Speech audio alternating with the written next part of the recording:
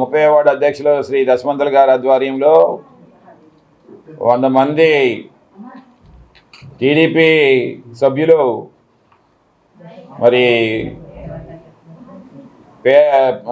మేదరల్లి వీధి నుండి ఈరోజు జాయిన్ అవ్వడం జరిగింది. మా పార్టీలోని టీడీపీ యొక్క కార్యకర్తలు శ్రేయోభిలాష్ అందరూ కూడా ప్రత్యేకంగా మా 30వ వార్డు అధ్యక్షులకి దశమంతులు గారికి, చిన్ని గారికి, సీనియర్ నాయకులు దిలీప్ కానీ, కోనశంకర్ కానీ, ఎన్ఎం గారు కానీ అందరికీ కూడా నేను ధన్యవాదాలు తెలియజేస్తా ఉన్నాను. వాళ్ళు చూపిస్తున్న చొరవ, పార్టీ పైన శ్రద్ధ, పార్టీని బలోపేతం చేసేందుకు నిత్యం 30వ వార్డులోని ఎప్పుడు కూడా అన్ని బూతుల్లో కూడా స్ట్రెంథనింగ్ చేసుకుంటూ మొన్న కూడా జగన్మోహన్ రెడ్డి గారు బర్త్డే సందర్భంగా మరి పూర్తిగా 30వ వార్డు చక్కనైన ప్రోగ్రామ్స్ ఆర్గనైజ్ చేశారు. వారి ప్రత్యేకమైన ధన్యవాదాలు తెలియజేస్తా ఉన్నాను.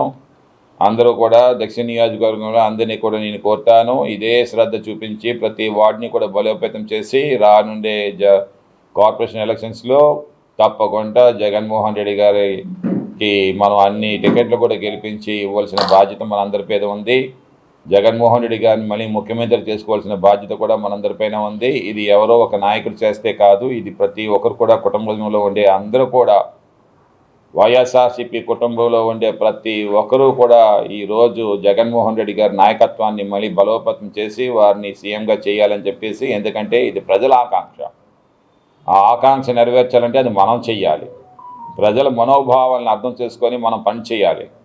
ఈరోజు ప్రజలందరూ కూడా ఇబ్బంది గురవుతూ ఉన్నారు. ఈ రాష్ట్రంలోని అనేక ఇబ్బందులు గురవుతున్నారు. రైతాంగం ఇబ్బంది పడుతోంది, మత్స్యకారులు ఇబ్బంది పడుతూ ఉన్నారు, కార్మికులు ఇబ్బంది పడుతూ ఉన్నారు. ఎక్కడ కూడా ఏవి కూడా రియల్ ఎస్టేట్ కుదేలైపోయింది. 1,25,000 ఫ్లాట్లు ఈరోజు అమ్ముడుపోకుండా విశాఖపట్నం ఉందన్నమాట. రిజిస్టర్ ఆఫీసులన్నీ కూడా ఖాళీగా ఉంటా ఉన్నాయన్నమాట. ఏవంటే ఈవెన్ మోడీ లాంటి, నిర్మలా సీతారామన్ లాంటి వాళ్ళే ఈరోజు జీడిపి మీద మాట్లాడుతున్నారు. ఆంధ్ర రాష్ట్రం అంతా ఫైనాన్షియల్ క్రంచెస్ ఇంకే రాష్ట్రానికి లేదు ఇండియాలో అని చెప్పేసి. The image of India, Andhra Pradesh has been dented in nationally ఇండియాలోని, అలాగే ఇన్ ద వరల్డ్ కూడా. చంద్రబాబు నాయుడు వస్తే అతనికి ఏదో పెద్ద మేధావి, చాలా అనుభవం ఉందని చెప్పేసి అనుకోవడమే కానీ అతనికి కేవలం ఏంటంటే అనుభవం అంతా కూడా ఏ పార్టీలతో పొత్తులు పెట్టుకోవాలనేదే కానీ సింగిల్గా ఎప్పుడు కూడా లీడర్షిప్ చేస్తామని చెప్పి అనుకునే తత్వం కూడా లేదు. ఆ రకంగా గెలిచి ఈరోజు ఆంధ్ర రాష్ట్రాన్ని నాశనం చేస్తామన్నారు. అందుకే నేను కోరుతాను ఏంటంటే, Pawan Kalyan, you should open your eye. You are the only one whistle blower, because మా డెమోక్రసీని, మా గొంతుని నొక్కేస్తామన్నారు ఈరోజు ఈ కూటమి ప్రభుత్వం. నువ్వైనా రేస్ చేయవలసిన బాధ్యత నీకుంది. ఎందుకంటే నీ వల్లనే ఈ రాష్ట్రం నాశనం అవుతూ ఉంది. ఎందుకంటే చంద్రబాబు నాయుడు మీద మాకు ఎప్పుడూ కూడా తన క్యారెక్టర్ మీద ఎవరికి కూడా నమ్మకం లేదు. కానీ నువ్వు మోస్తా ఉన్నావు ఆ పలకని, కాబట్టి ఈరోజు ఇష్టాసారంగా చేస్తామన్నాడు. మీకు తెలుసా, 17 మెడికల్ కాలేజెస్ని, గవర్నమెంట్ మెడికల్ కాలేజెస్ని ప్రైవేట్ పరం చేస్తే అది మంచిదా? నేను ఆలోచన చెప్తాను. నేను ఒకటి అడుగుతాను, మీ నాన్నగారు గవర్నమెంట్ జాబ్ చేసి పోలీస్ అవుతే కదా మీ విప్రంబంధన అంతని కూడా సేవ చేసుకోగలిగారు. ప్రైవేట్ చేస్తే ఎలాగవుతుంది? ఒక ఇంట్లో ఆడపిల్ల చదువుకుంటే నీట్ ఎగ్జామ్స్ అంటే ఈరోజు గోసాలు అక్కడ పంపిస్తా ఉన్నారు. విజయవాడలో నాట్లో నేను డబ్బులు లేకపోయినా సరే తాలిబొట్టు తాకట్టు పెట్టి పంపిస్తా ఉన్నారు. అమ్మో అని పిల్లలేమో ఒత్తిడి పెరిగిపోతుంది. మా నాన్న పూర్తిగా అప్పు చేసి తీసుకుని వచ్చారే, నా మార్కులు సరిగ్గా రాలేదే అని చెప్పేసి ఉరువు వేసుకుంటున్నారు. Why our youth driven to an extreme step of nipping the tender lifes at the budding stage? నేను అడుగుతాను పవన్ కళ్యాణ్కి. ఇది అర్థం చేసుకునే కదా జగన్మోహన్ గారు 15 మెడికల్ కాలేజీలు పెట్టారు.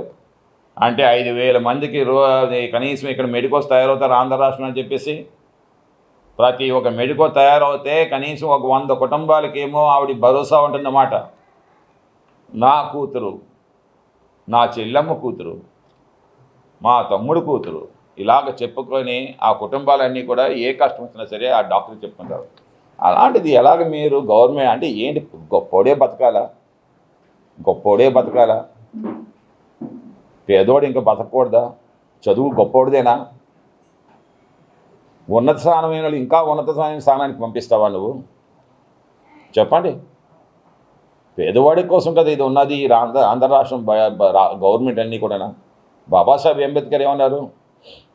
Every pie we have to spend with utmost care because it belongs to poor people. అది పేదవాడికి చెందిన పైసా నాయకుడా, పేదవాడికే చేరది నాయకుడా. అదే కదా జగన్మోహన్ రెడ్డి గారు చేశారు. 17 మెడికల్ కాలేజ్. ఎందుకు అతనికి ప్రైవేట్ పీపీపీ అని ఐడియా ఎందుకు రాలేదు? పేదవాళ్ళంటే అభిమానం కాబట్టి. బాబాసాహెబ్ అంబేద్కర్ ఏమన్నారు? ఏదైనా కమ్యూనిటీలో 10 డాక్టర్లు, 20 ఇంజనీర్లు, 30 లాయర్లు ఉంటే ఆ కమ్యూనిటీ పేరు కన్నెత్తి కూడా చూడలేరట. అందుకే కదా జగన్మోహన్ రెడ్డి గారికి అలాంటి కమ్యూనిటీలో ఉండే పిల్లలందరినీ కూడా డాక్టర్లు చేద్దాము, ఇంజనీర్ చేద్దామని కోరిక కదా. ఆ కోరికని అంటే అతను యొక్క కోరికని చంపేద్దామని చెప్పి అనుకుంటున్నావా కానీ పిల్లల యొక్క భవిష్యత్తుని నాశనం చేస్తామని చెప్పి నువ్వు ఎందుకు అనుకోవట్లేదు? పైపెచ్చేమో పవన్ కళ్యాణ్ ఏమో మాకు హెచ్చరిస్తా ఉన్నాడు. సిగ్గుండాలి. మాకు హెచ్చరించడం ఏంటి? పీపీపీ మోడ్లో ఎవరికైనా ఇచ్చేస్తే మేము ఊరుకుంటామా చెప్పండి?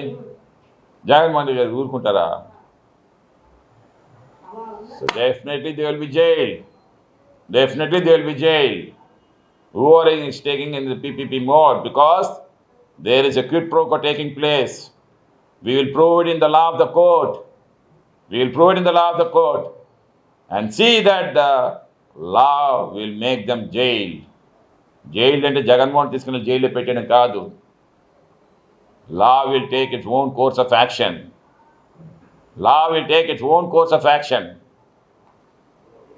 Law is not a friend of anyone. అది ఎవరు తొత్తు కాదు. అది నేను చెప్తా ఉన్నాను. అందుకే మేము చట్టాన్ని ఉపయోగిస్తాము. తప్పకుండా వాళ్ళందరినీ జైల్లో పెడతాము.